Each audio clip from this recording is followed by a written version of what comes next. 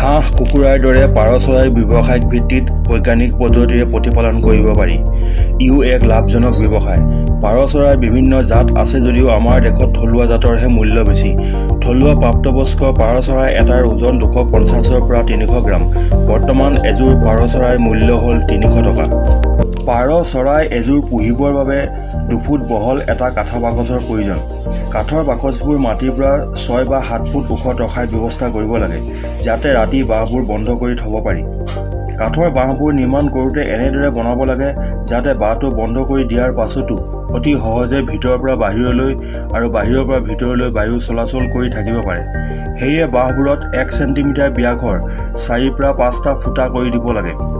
পাৰৰ বাঁহবোৰৰ মজিয়াত শুকান পৰিষ্কাৰ খেৰ বা কাপোৰ বা জাবৰ-জোথৰ পাৰি কোমল কৰি দিয়া উচিত।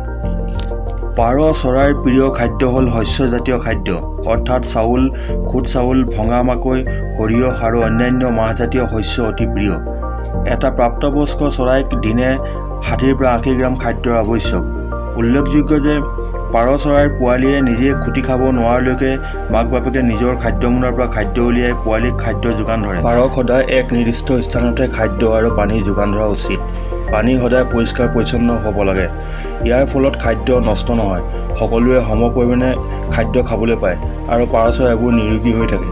উল্লেখযোগ্য যে মাজে সময়ে পশু চিকিৎসকৰ পৰামৰ্শ অনুসৰি পানীৰ লগত ভিটামিন মিহলাই খুওৱাৰ ব্যৱস্থা কৰিব লাগে। এজনী মাইকী পাৰ চৰাই 3 মাহ বয়সত প্ৰাপ্তবয়স্ক হয় আৰু কণী পাৰিবলৈ সক্ষম হয়। পাৰই এবাৰত 2টাকৈ কণী পাৰে। কণী পৰাৰ পাছতে ইহঁতে উমনিত বহে। উমনিত বহাৰ 17 দিনৰ পাছত কণী ফুটি পোৱালি ওলায়।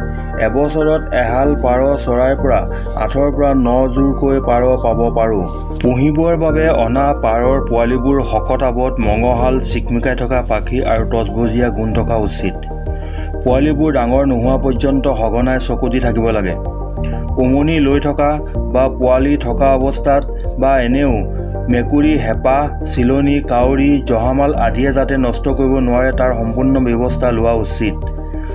পাৰ চৰাইয়ে কণী পৰাৰ আগমুহূৰ্তত বাঁহটোত থকা পূৰ্বৰ মল-মূত্ৰৰ সৈতে খেৰখিনি সলাই পৰিষ্কাৰ কৰি তাৰ ঠাইত নতুন খেৰ আদি পাৰি দিব লাগে। খেৰ কেতিয়াও সেমেকা হোৱা উচিত নহয়, কাৰণ সেমেকা অৱস্থাত বহুতো ৰোগৰ বীজাণু আৰু পোক-পৰুৱাই বাহ লয়।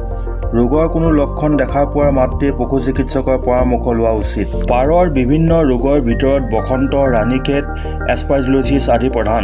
ইয়াৰ উপৰিও আন্ত পৰজীৱী যেনে ঘূৰণীয়া পেলু বা ৰাউণ্ডৱৰ্ম আদিও হয়। পাৰ চৰাইৰ সঘনাই হোৱা ৰোগবিধ হ'ল ভিটামিনৰ অভাৱত হোৱা ৰোগ। সাধাৰণতে উপযুক্ত খাদ্য নোপোৱাৰ ফলত পাৰ চৰাইৰ দেহত ভিটামিন বিৰ অভাৱ হয়।